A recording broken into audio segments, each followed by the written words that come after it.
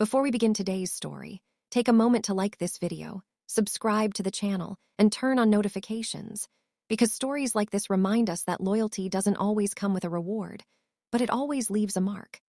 Most fans of Pawn Stars believe they know Corey, Big Hoss Harrison. They see the calm, dependable face behind the counter, the grandson who grew up inside the gold and silver pawn shop and helped turn it into a global brand.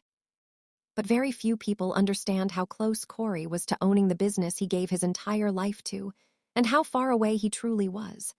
This isn't a story about laziness or entitlement. It's a story about timing, paperwork, and decisions made long before Corey was old enough to understand what ownership even meant.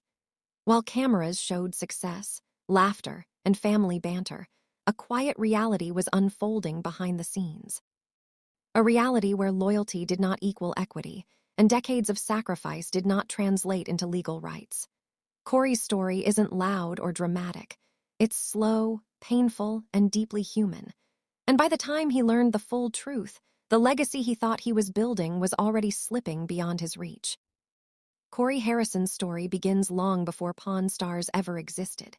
He was born on April 27, 1983, in Las Vegas, just minutes away from the small pawn shop that would later become famous worldwide. His father, Rick Harrison, was already deeply involved in the pawn business, while his grandparents, Richard, the old man Harrison, and his wife Matilda, were laying the foundation of what would become the gold and silver pawn shop. In 1988, the shop officially opened with a simple ownership structure, a 50-50 partnership between Richard and Matilda. No outside investors, no trusts, no future planning for children or grandchildren. At the time, it seemed unnecessary. The shop was small, struggling, and focused on survival, not legacy. Those early decisions, made with good intentions and limited foresight, quietly shaped Corey's future before he even stepped behind the counter. Ownership wasn't discussed. Inheritance wasn't planned. And no one imagined the shop would someday become a multi-million-dollar global brand. What began as a modest family business unknowingly set rules that would later become unbreakable walls for the grandson who loved it most. As a child, Corey practically grew up inside the shop. While other kids spent afternoons playing outside, Corey wandered between shelves filled with gold jewelry, vintage guitars, rare coins, and casino memorabilia. The sounds of negotiations, laughter, and occasional arguments became his background noise. By the age of 9, he was already helping out in small ways, cleaning, organizing, observing. Without realizing it, he was absorbing business instincts the way most kids learn math or language.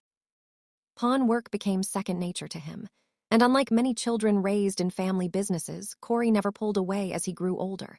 He leaned in. As a teenager, he worked longer hours, took on more responsibility, and proved he wasn't just the boss's kid. He earned trust through consistency. Rick trusted him. The old man respected him. Employees relied on him. Customers recognized him. Corey wasn't chasing fame or ownership. He was chasing belonging. He believed that if he stayed loyal, stayed hardworking, and stayed committed, the rest would naturally follow. But what Corey didn't know was that loyalty doesn't rewrite legal documents, and dedication doesn't change contracts signed decades earlier. As the years passed, Corey became a cornerstone of daily operations. He wasn't just helping anymore. He was managing inventory, overseeing staff, handling customer disputes, and making real business decisions. Yet behind the scenes, the ownership structure of the shop remained frozen in time. Richard still owned his 50%. Matilda still owned hers. No shares were redistributed. No trusts were created. No inheritance plans included Corey. When Matilda passed away without a detailed will, Nevada intestacy laws automatically transferred her 50% share to her surviving spouse, the old man. That single legal outcome quietly erased any chance Corey might have had to inherit through her. By that moment, the shop effectively became 100% owned by Richard Harrison. Corey didn't know it then, but the door to ownership had already closed. There was no drama, no argument, no betrayal. Just a legal reality moving silently in the background. While Corey continued working harder, believing time and loyalty would reward him, the documents controlling his future had already made their final decision. When Pawn Stars premiered in 2009, everything changed on the surface. Overnight, the gold and silver pawn shop became a global attraction. Tourists flooded in. Cameras rolled. The business exploded. Corey was suddenly visible to millions of viewers who watched him grow into a reliable, confident manager. His ability to read people, negotiate deals, and keep operations running smoothly made him indispensable. Fans loved him because he felt real, less theatrical, more grounded. Behind the scenes, Corey assumed success would naturally lead to ownership. It seemed logical. He had been there since childhood. He carried responsibility equal to ownership. Surely one day his name would be added to the paperwork, but success doesn't automatically trigger restructuring.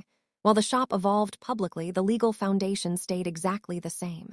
The same signatures, the same ownership, the same exclusions. Corey didn't push the issue immediately. He trusted time. He trusted family. He believed loyalty would be recognized. Unfortunately, trust doesn't replace legal planning. As Corey entered his late 20s and early 30s, the pressure began to build. He carried enormous responsibility without the authority or security of ownership. In Season 7 of Pawn Stars, his frustration finally surfaced. Corey openly told Rick and the old man that he deserved a 10% stake. It wasn't greed, it was exhaustion. He was running operations, managing employees, and protecting the brand. The request was met with hesitation. Instead of ownership, Corey received a raise and a verbal promise of a future 5% stake. On television, it looked like progress. In reality, nothing changed legally. No contracts were signed. No ownership transferred. Corey accepted the compromise because he still believed patience would pay off. He didn't realize that by the time this conversation happened, ownership had already been structurally locked in ways that promises couldn't undo. Then came the moment that changed everything. On June 25, 2018, Richard the Old Man Harrison passed away after a long battle with Parkinson's disease. Corey lost more than a grandfather. He lost his mentor, his example, and the man who taught him discipline and work ethic. The emotional loss was devastating. But soon, a second shock followed. The old man's estate plan left 100% of his ownership to Rick Harrison Jr. There were no provisions for grandchildren. No exceptions, no paths for Corey. Legally, the shop now belonged entirely to his father. In one moment, Corey realized that decades of loyalty had no legal weight. He was still the manager, still the face, still essential, but ownership was gone permanently. Corey struggled privately with this realization. He wondered how something he gave his life to could never truly be his. Lawyers explained that the original partnership structure never allowed automatic inheritance to grandchildren. Changing it now would trigger licensing reviews, tax penalties, regulatory delays, and contract rewrites with the History Channel and city authorities. The cost of adding Corey as an owner was simply too high. The decision wasn't personal, it was procedural.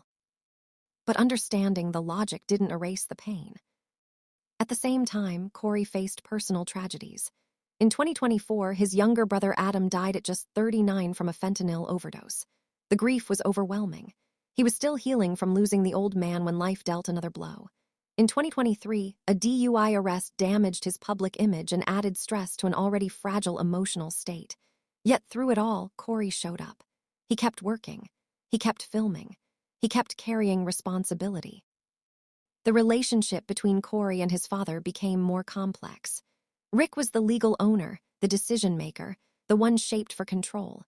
Corey was the backbone, the operator, the stabilizer, the heart. Their roles had been defined long before the cameras arrived. And while viewers saw playful arguments, Corey felt the weight of knowing his contribution would never be reflected on paper. After the legal reality settled in, Corey entered a phase of quiet acceptance that few people ever noticed. On the outside, he continued smiling for cameras, joking with customers, and running the shop like nothing had changed. But internally, something fundamental had shifted. For the first time in his life, Corey understood that effort and fairness do not always travel together. He had done everything right, shown up early, stayed late, taken responsibility when things went wrong, and protected the reputation of the business during its most public years. Yet none of that translated into legal ownership. This realization didn't make him bitter, but it did mature him. He stopped expecting recognition in the form of paperwork and began focusing on what he could control. His mindset changed from, "What will I get someday?" to what kind of person do I want to be now? It was a painful adjustment, but also a grounding one. Corey learned that legacy isn't always something you inherit or receive. Sometimes, it's something you carry quietly, without applause or validation. That shift allowed him to keep working without resentment, even though the disappointment never fully disappeared. As years passed, Corey's role inside the gold and silver pawn shop became even more complex. While he wasn't an owner, he was far more than a regular employee. He chaired internal meetings, trained new hires, resolved conflicts, and often acted as the bridge between staff and management. Many employees saw him as the real leader of day-to-day operations. Customers trusted him. Producers relied on him. Even Rick leaned on him more than viewers realized. But despite this influence, Corey had no legal vote when it came to long-term decisions. That imbalance created moments of quiet frustration. He could help guide the ship, but he couldn't steer it completely. Lawyers occasionally revisited potential solutions, profit-based interests, non-voting shares, or trust-based benefits, but every option carried risk. Nevada pawn regulations are unforgiving, and even minor ownership changes could trigger audits, licensing delays, or costly reviews. The shop's success made it fragile in unexpected ways. Ironically, the bigger it became, the harder it was to change.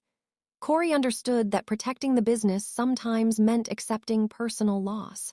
That understanding didn't erase his desire, but it strengthened his sense of responsibility. The relationship between Corey and his father, Rick Harrison, also evolved during this time. Fame had already complicated their bond, but ownership made the dynamic even more delicate. Rick was the legal owner, the final authority, and the public face of leadership. Corey was the stabilizer, the one who absorbed pressure, kept morale high, and handled problems before they became visible. Their disagreements weren't about love or respect, but about roles that had been defined long before either of them fully understood the consequences. Rick carried the weight of protecting the business legally. Corey carried the emotional weight of sustaining it daily. Despite public speculation, there was no dramatic fallout between them. Instead, there was a quiet understanding that not every contribution would be rewarded equally. That reality strained Corey at times, but it also reinforced his values. He chose family unity over confrontation. He chose long-term stability over short-term validation. Those choices came at a cost, but they preserved something more important to him than ownership, a relationship that survived fame, loss, and disappointment. Outside the shop, life continued to challenge Corey in ways ownership never could. In 2023, his DUI arrest became public, damaging his reputation and adding stress to an already heavy emotional load. Critics were quick to judge, but few understood the context of grief, pressure, and exhaustion he had been carrying for years. Then, in 2024, tragedy struck again when his younger brother Adam passed away at just 39 years old due to a fentanyl overdose.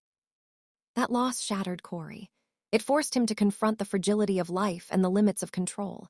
Ownership, money, and status suddenly felt insignificant compared to loss and survival. These moments changed his priorities permanently. Healing became more important than ambition. Stability mattered more than recognition. Corey didn't withdraw from work, but he approached it differently, with more humility, more patience, and less attachment to outcomes he couldn't change. The shop remained part of his identity, but it no longer defined his worth. In grief, Corey found clarity. As time passed, Corey began to redefine what success meant to him.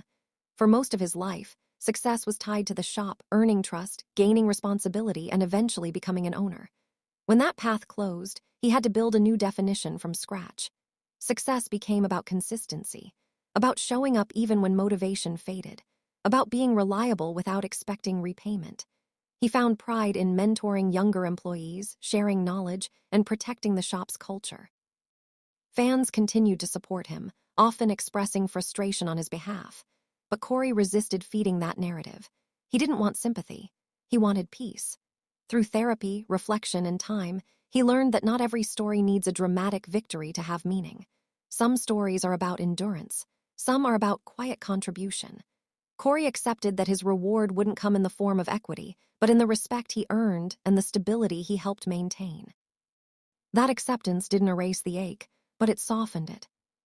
Today, Corey Harrison remains a central figure at the gold and silver pawn shop, even without legal ownership. His presence anchors the operation. Employees still look to him for guidance. Customers recognize him as a familiar, trusted face. His influence flows through routine rather than authority. Financially, he is compensated through salary, bonuses, and media-related income, but his true value isn't reflected on any balance sheet. It exists in the daily rhythm of the shop. In how problems are solved, in how people are treated, in how legacy is preserved without ego. Corey understands that power doesn't always come from titles. Sometimes it comes from trust built over decades. While ownership can be transferred, influence must be earned repeatedly, and Corey has earned it every single day. There are still moments, quiet ones, when Corey wonders what life might have looked like if things were different, if paperwork had been updated earlier, if conversations had happened sooner, if timing had been kinder. Those thoughts don't control him anymore, but they haven't disappeared either. They exist as reminders of how fragile opportunity can be. Yet, Corey refuses to let regret define him. He chooses gratitude over bitterness, perspective over resentment. He knows that many people never find work they love, never feel connected to something larger than themselves. He did. And while he may not legally own the shop, he helped shape it in ways no document can measure. That realization gives him a sense of closure, not perfect, but real. Corey's story resonates because it reflects a truth many people live but rarely talk about.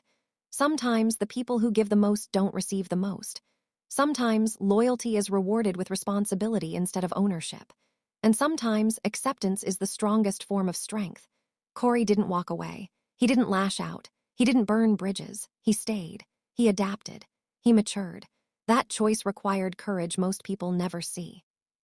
His journey reminds us that dignity matters more than entitlement, and character matters more than contracts.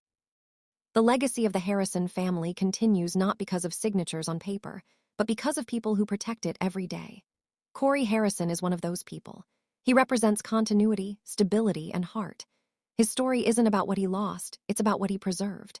In a world obsessed with ownership and titles, Corey's path shows another form of success, one built on consistency, respect, and emotional investment. That kind of legacy doesn't expire. So now the question belongs to you. After decades of loyalty, sacrifice, and dedication, do you believe Corey Harrison deserved a legal share of the business he helped build? Or do you think preserving family unity and business stability mattered more than ownership? Share your thoughts in the comments below. And if you enjoyed this deep story, don't forget to like the video, subscribe to the channel, and turn on notifications so you never miss the next untold story.